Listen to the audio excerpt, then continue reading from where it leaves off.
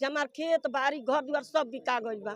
समूह के चलते हम चाहतनी लोन हमार माफ हो जाए। समूह के लोन को माफ करने से लेकर के माइक्रो फाइनेंस कंपनियों पर नकेल कसने तक।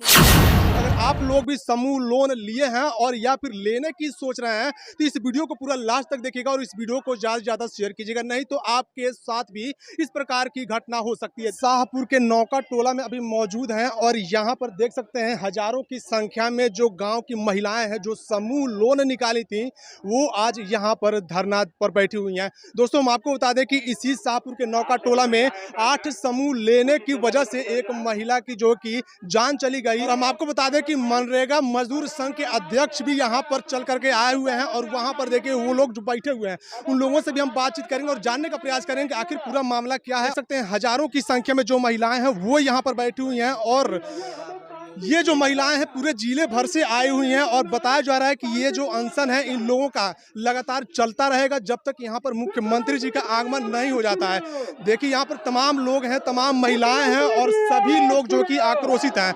आइए हम चलते हैं और सीधे जो यहाँ के अध्यक्ष जी इस समय धरने पर बैठे हुए हैं उनसे हम बातचीत करते हैं और जानते हैं कि आखिर धरना देने का कारण क्या है। ये देखिए तमाम महिलाएं हैं, आप थोड़ा सा इधर दिखाई देखिए हजारों की संख्या में जो महिलाएं हैं पूरे जिले भर से यहाँ पर आई हुई हैं और सभी महिलाओं ने लोन निकाला है। सबसे बड़ी सोचने वाली बात यह है कि जितने भी यहाँ पर महिलाएं हैं सभी महिलाओं ने लोन लिया हुआ है। और यहाँ पर देखिए ये भाई साहब हैं, इनकी ही जो पत्नी थी उनके 8 लोन लेने की वजह से जो कि हार्ट अटैक आता है और जिसके चलते उनकी मौत हो जाती है। यहाँ पर देख सकते हैं इनकी स्थिति, ये पेशे से मजदूर हैं, बाहर में रह करके 8,000 10,000 पे मजदूरी करते थे और बरसात का सीजन चल रहा है और यही वजह है कि काम न चलने की वजह से ये टाइम से लोन न दे पाते थे और जो समूह वाले एजेंट आते थे वो इनको प्रताड़ित करते थे। इनकी जो मैडम थी और इनके घर का जो मोटरसाइकिल था, अनाज था, बर्तन था, हर एक चीज घर में जो भी कीमती सामान था सारे सामान को बेच देते हैं। यहाँ पर अध्यक्ष जी सीधा इन्हीं से बात करते हैं। सबसे पहले तो अपना परिचय दे दीजिए।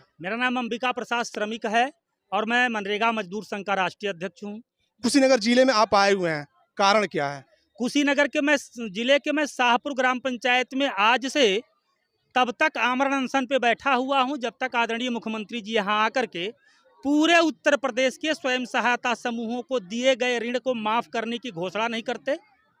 श्रीमती रंभा देवी के परिवार को भरण पोषण के लिए मुआवजे की घोषणा नहीं करते जिससे उनके बच्चे अच्छी तरह से पढ़ लिख पाएं।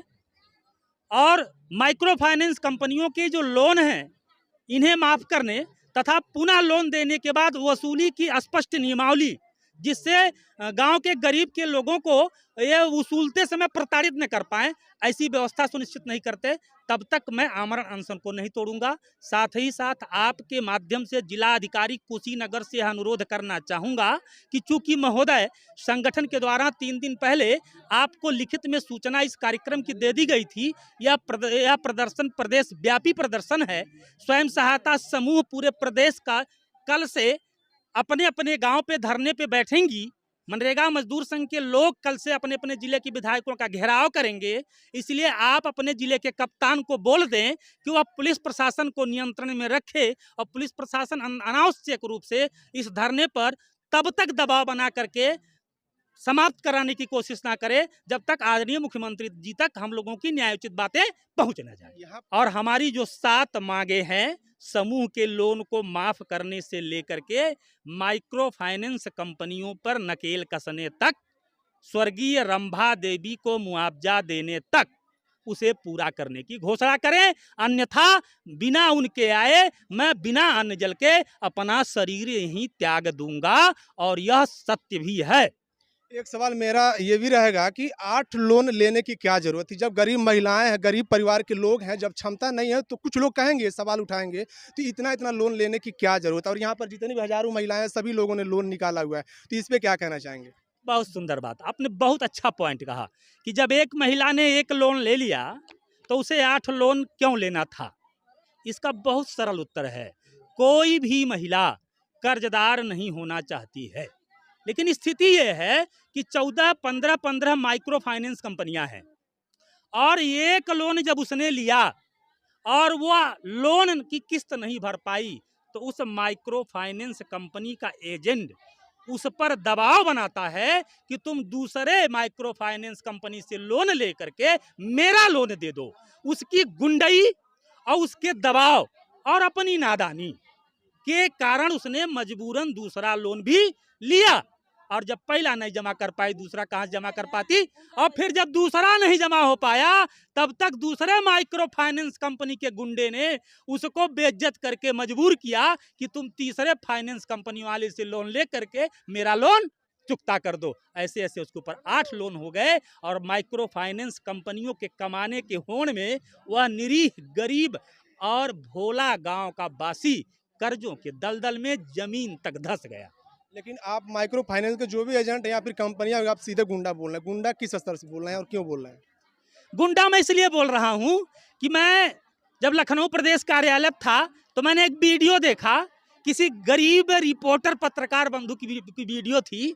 उसमें स्पष्ट महिलाएं कह रही हैं उस पत्रकार बंधु से कि यहाँ लोग दरवाजे पे आके बैठते हैं एजेंट, और खुद कहते हैं कि जो सामान है उसको निकाल कर बेचो, और ऐसे सामान को बेचने के लिए कहते हैं जो जीवन के लिए उपयोगी है, सिलेंडर, चूल्हा, राशन, आलू, प्याज, और अपने सामने बेचवाते हैं। और उसी पत्रकार के वीडियो में मैंने सुना महिला कह रही थी कि उतने निर्लज्ज हैं वो कि उनके सामने ही सामान बिकता है और उनको दर्द नहीं होता। इन्हें गुंडा ने कहूं तो क्या कहूं, आप बता दो। ऐसे आचरण के व्यक्ति को गुंडा ने कहूं तो क्या कहूं। के सामने घर में सामान बिकवाना होगा, मोटरसाइकिल बिकवाना होगा, तो ये किस संदेश पे कर रहे हैं और किसके घर इस प्रकार की घटना हुई है? देखिए, जब किसी समस्या का इंतहा हो जाता है, समस्या सर पे चढ़ जाती है, तो कहीं न कहीं एक चिंगारी निकलती है। जैसे आज़ादी के समय में भगत सिंह की चिंगारी रूप में निकले, चंद्रशेखर आजाद जी निकले, ठीक उसी तरह से आज 2011 से 2024 तक गांव के भोले भाले लोगों को माइक्रो फाइनेंस कंपनियां, NRLM के कर्मचारी और अधिकारी इतना लूट लिए हैं कि स्थिति अब ये आ गई है कि लोग आत्महत्या करने के रूप में आ गए हैं। और संजोग से कुशीनगर के शाहपुर में स्वर्गीय श्रीमती रंभा जी पत्नी सुदामा निषाद ने आत्महत्या कर लिया। और अभी इसी जिले में मैं हूं, परसों एक महिला ने कहा मेरी बेटी को लेकर भाग गए 12 दिन पहले। स्थिति भयावह है। संजोग ऐसा है कि सुदामा जी को इसका श्रेय मिला। सुदामा जी की पत्नी ऊब करके उसने कर ली। ये चिंगारी इनके घर से जली है, और ये चिंगारी यहाँ जलने के कारण मुझे यहाँ बैठना पड़ा। लेकिन यह प्रदेश व्यापी आंदोलन है। कल से मनरेगा मजदूर संघ के पदाधिकारी और पूरे प्रदेश के हर ग्राम सभा के समूह सखी और हर समूह के कार्यकर्ता अपने अपने गांव पे अपने परिवार को लेकर धरने पे बैठने वाले हैं कल से। ये प्रदेश व्यापी आंदोलन है, और मुख्यमंत्री जी इतने सीधे साधे हैं, सन्यासी हैं कि मुझे भरोसा है कि वो आएंगे भी यहाँ और लोन को माफ भी करेंगे। बहुत बहुत धन्यवाद। देख सकते हैं तमाम महिलाएं हैं और सभी लोगों ने लोन निकाला हुआ है, और सबकी एक ही मांग है कि लोन जो है कि माफ होना चाहिए। यहाँ पर कुछ महिलाओं से हम बातचीत करना चाहेंगे। थोड़ा सा उठ जाइए, आप लोग खड़ा हो जाइए। क्या चाहती हैं और क्यों यहाँ पर बैठी हैं? हम बैठल बानी कि हमार खेत बाड़ी घर द्वार सब बिका गइल बा। समूह के चलते हम चाहतनी लोन हमार माफ हो जा। कलिया के चेतन वाला साहब गल बड़ा घुड़कावला बड़े मार के मारे जाई, देख नहीं जाइए, देख ली मारे आपको। ये क्यों दिखा रहे हैं, क्या हुआ आपके साथ? जैसे आई ना कहे कि बुतू देख के जाना तो तार तक उठा ले जाए, तब हम चित्त गिर गई है। समूह वाला एजेंट बोल रहा था कि आप पैसा दे के जाओ, नहीं तो आपको उठा ले जाएंगे। हाँ, चेतन वाला सुनी। आप कितना लोन निकाली आप? हम 12 को निकल ले बनी। 12 किस लिए निकाली है? हाँ, क्यों निकाली है? तो जैसे निकालनी जमीन किननी तो वो समूह के निकालनी तो जमीन बिकाऊ गई। 6 कट्ठा हमारी हिस्सा रहा वो बिका गई। कुछ बा नहीं भर पाई अभी तक? नहीं, अभी भर नहीं की पावल।